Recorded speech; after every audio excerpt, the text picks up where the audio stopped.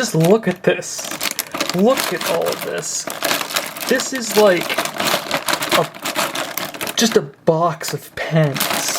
And these all work, by the way. None of these are out of ink or are dry or anything. All these still work. So yeah, I may have a little bit of an issue here, a little bit of a problem.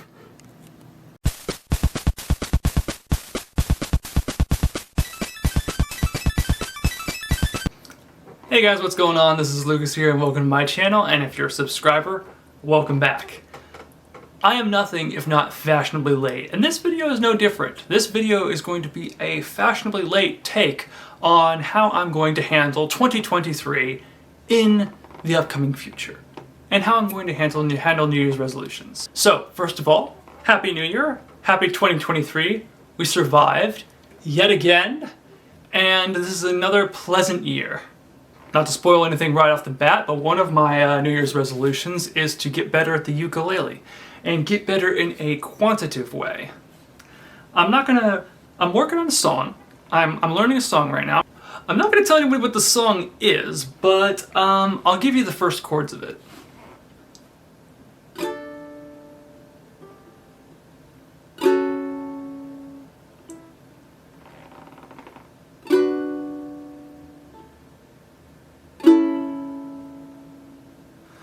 Now, if you know where those initial 4 chords came from, you're awesome. You're amazing. Good job.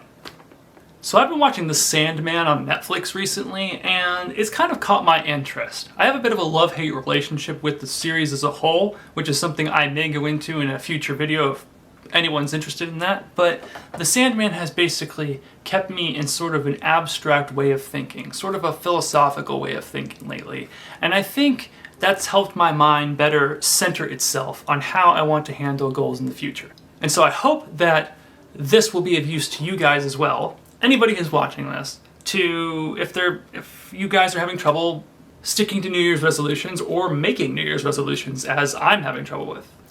And basically what I mean by abstract thinking is we put a lot of pressure on ourselves to focus on output instead of input. We focus on time, and we focus on concrete quote-unquote goals to tell us whether or not we are succeeding or we are failing. But a lot of times those goals are out of our reach and they're out of our control. And so this year I'm going for a very minimalistic and also a very tactical approach with any resolutions that I might happen to have. So first of all, abstract goals versus concrete goals. I wanted to go over this because it helps you visualize your goals when they're more concrete as opposed to more abstract. You could make a goal, let's say, make a resolution saying, I want to go to the gym more. Okay, what does more mean? What does more mean to you? How do you know when you've gone to the gym more? And how do you know when it's enough? And so if it keeps an abstract goal, you don't know when the end point is, and also, worse yet, if you fail or if you perceive yourself as failing, a lot of times what happens with New Year's resolutions is you just fall off the bandwagon. You fall off the bandwagon and you figured, well, I didn't go to the gym like two days a week like I said I would. I might as well just throw this whole year out the window. And that's a lot of what happens when it comes to New Year's resolutions. So I think that, first of all, the idea is to give yourself a concrete goal and make it achievable. So this follows something that I learned in school. I believe it was my first year in college, and it was the DAPS method. Basically, you want to make something dated, achievable, personal, positive, and specific. And all of those are very important when making concrete goals. Not necessarily all of those apply when making New Year's resolutions, but they apply when making concrete goals. For if you give yourself a deadline, you know when it has to be done by. So if you give yourself, say, like, I want to go to the gym at least once a week for the next 6 weeks, right? You give yourself a concrete goal. Doesn't matter how much time you spend on the gym, doesn't matter what your gains are, what your losses are. All you care about is that deadline and that schedule that you're sticking to. Also, sorry if you hear my chair. My chair is really squeaky. I need to do something about that. So that's dated and it's achievable, because going to the gym once a week isn't hard for most people. Just once. And you don't even have to do anything. You just go there and you could just stand there. But the idea of simply going to the gym gets the momentum going. And this harkens back a lot to Atomic Habits. I haven't fully read that book yet, but it's about making small, tiny increments. And in the grand scheme of things, you're going to make changes that will blow your mind. So that's the first thing, dated. And achievable is the second one. Achievable basically means like it's not some far off dream like I'm going to be president of the United States during the next election. You know, that's a dream. It is a possibility, but it cannot be your goal because there are so many confounding variables and so many factors outside of your control that it's just you're setting yourself up for defeat if you're making that.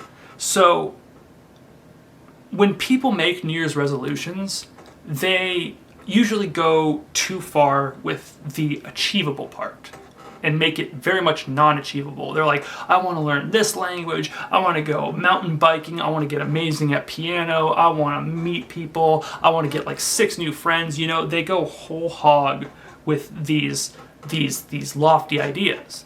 And I think that it's better to start off really low, almost insultingly low. That way, no matter what, everything you do is going to be a non-zero action, and it's going to push you in the right direction, even if it's only by a fraction of a percent. A fraction of a percent is better than 0, and you have to remember about compounding gains. So make it achievable. In this case, I would say an achievable goal would be like, I want to go to the gym once a week. Doesn't matter how long I spend there, doesn't matter what I do there, I just have to make the effort to go to the gym once a week.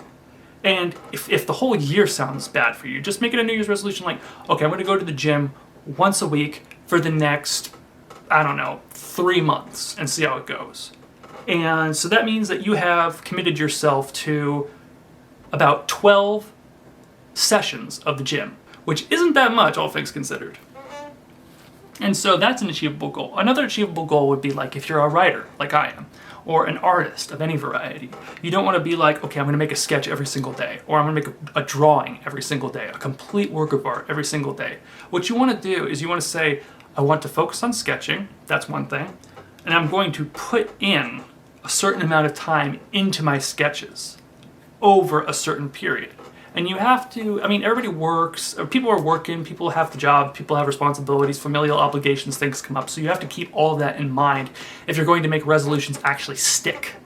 So an achievable goal with writing would be like for me, one of my resolutions is probably going to be write 50 words for my novel, a week, which is laughably low, very laughably low. But if it's something to get the ball rolling, and it's something to get me started. And I think that's the main thing. It's just to get started, not to be taken aback and disappointed by this insurmountable mountain that you have.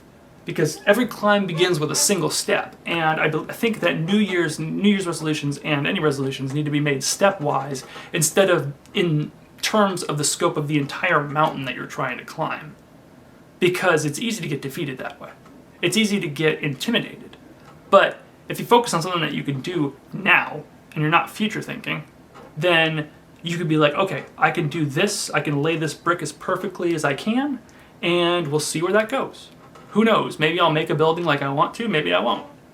Personal is like it's something specific to you. You're not doing it for someone else. You're not doing this to make other people happy or to fulfill a goal that someone else has, and you're not there to be leveraged to fulfill someone else's desires. Make sure that they are your goals and they're things that are going to improve you as a person. Because improving yourself is really the only thing that you have total control over. You don't really have control. You don't have control over other people. And you don't really have control over a lot of circumstances. And you have to give yourself a little bit of slack with that. The only person you should be better than is you. And the only person you should be improving is you. And it's not in a conceited way or in a sort of like screw the world kind of way. Not at all. Help people, kindness, that's always good. But when making goals, you have to focus on variables that you can control. things that you can reach, things that you can touch, things that are within your capabilities, and things that will push you out of your comfort zone. And so the next one is positive. And positive basically just means don't do any negative self-talk. Don't do like, I can't do this, or I won't do this, or I have to stop doing this. Basically, you want to stop saying, I'm going to stop doing this year. Because that is a negative connotation, right? So if you wanted to say, let's say, I will stop smoking this year. That is a negative connotation because you're stopping something that's negative, right? And so that can cause you to relapse. Instead, you want to frame it as something positive, like, I will smoke X amount of cigarettes less each month this year. And it could be a percent, it could be anything like that. Just anything that's within your control and is reasonable. Because you know yourself better than anybody. Look at yourself in the past and legitimately ask yourself, what would make me feel uncomfortable, but not too much that I would give up? And you want to be right on that edge. You want to teeter right on that edge. And being positive is the way to do that, because if you approach it from a negative mindset, like things you need to get rid of, things that you hate, things that disgust you, things that you don't want to do, things that you want to stop, it's going to end up making you really sad. And I know that from experience. So always put it in terms of a positive spin. Like, I will do this. I will do that. I am going to do this. I'm going to get better at this instead of I'm going to do less of this. And moving on to the final part of the DAPS method, that's specific. Now it has to be not this nebulous goal, like, it's like I'm going to just write more. You know, write more is very, very vague. What does write more mean? Does it mean write on the back of receipts? Does it mean write in a notebook? Does it mean write your novel? Does it mean writing a blog? How much writing does it mean? How long? What is your aim? You have to be specific, because if you keep it nebulous, for one, you're never going to reach it, and for two, I counted like my German ancestors there for a second, and for two, if you don't keep it specific, that is also a bit of a cheat code for yourself to say, to indulge. So if you have a bad day, you can be like, well, I was very non-specific, so I can kind of bend that rule, and I can bend it a little bit, and then I can push it further away because it's not so specific. And then you keep bending the rule more and more, because your mind is just amazing at making you do the least amount of work for things. So you really have to trick it into doing what you want it to do. So being as specific as possible. So one of my goals is to write more, right? But that is very vague. And then my goal is to practice the ukulele more, which is very vague. So knowing all that, I have a few New Year's resolutions that I can say are better than my New Year's resolutions last year. I might still have to tweak them here and there because I'm not perfect, but it's okay. You know, I'm human. I make mistakes. But basically, my New Year's resolutions are: one, I want to write more specifically for my novels. I will write more, and I'm going to write at least 50 words a week for my novels. 50 words a week. That's it. That's all. And for the ukulele, to make it specific, I'm not going to just practice more ukulele. I'm going to learn 12 songs this year. That seems reasonable. Just 12 songs. Doesn't matter if they're the easiest songs ever. Doesn't matter if they're the hardest songs ever. I just want to learn 12 songs. I'm already on my way to learning the first one.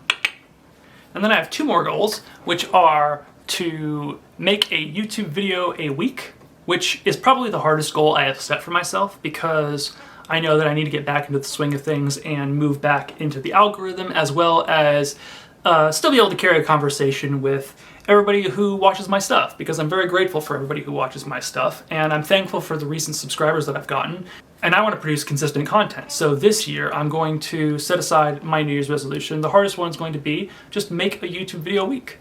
A weekly schedule is very doable, so yeah, that's the plan for that. And my final New Year's resolution is to read a book a month. Now this one is left intentionally vague because I know that if I tell myself, read sci-fi novels, read novels in general, read this specific genre, or read this specific number of pages, that's when I tend to fall flat. But this way, it's 12 books. So I could read a comic book, I could read a freaking novella, I could read a light novel, I could read a short story, I could read a full-fledged novel, I could read freaking Ayn Rand, which I won't do that. Look into my eyes. I would never do that. And that's it for me. I'm not going to try and overdo it. I just want to read any book a month, 1 book a month, 12 books for the year. I want to make a YouTube video every week, and I want to learn 12 ukulele songs and write 50 words for my novel that I'm working on every week. So, with all that, that is all very doable. It takes very little time out of the week. So that's my take this year on New Year's resolutions. I hope you guys are having a good 2023 so far. Sorry for this video being fashionably late, but I still wanted to make a New Year's video. Let me know in the comments what your guys' New Year's resolutions are, and I'm going to psych you guys up because we can do this. I believe in you and I believe in everyone, so we can all do this. So yeah, that's the end of the video, guys. If you liked it, remember to like, comment, and subscribe if it catches your fancy. I hope you guys are staying safe and having a fantastic day. This is Lucas, and I'll catch you later.